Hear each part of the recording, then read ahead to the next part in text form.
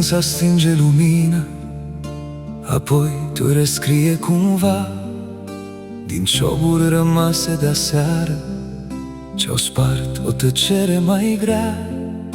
Ne-om uita amăgindu-ne iarăși că nu ne-am iubit niciodată. Vom pune zăvoare la suflet, vom pune o sârmă la poartă. Te-oi uita într-o zi, te-oi uita, dar tot o să mă doară. Din când în când ceva, iar satul va râde o vreme de noi ca de un circ prost gândit. Dar nimeni n-a ști câtă viață am pus eu în cât te-am iubit. Te vei duce spre vămile lumii, spre noi orizonturi țintind, uitând curând și de mine, de omul ce tace iubind. Te-oi uita într-o zi, te-oi uita, dar tot o să mă doară. Din când în când ceva.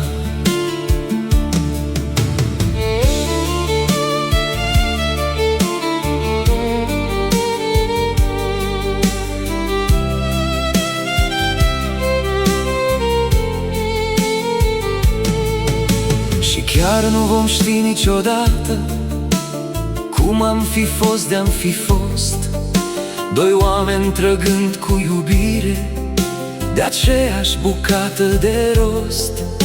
Mă ține amintirea de tine, cuvinte nu am să opresc, pe unde ți-o fi orizontul din stări ce aripi-ți cresc. Te-oi uita într-o zi, te-oi uita, dar tot o să mă doară. Din când în când ceva. Învăț a zbura fără glasul ce ades mă ținea vertical, în not cu o speranță rănită, să ajung pe la zori până la mal.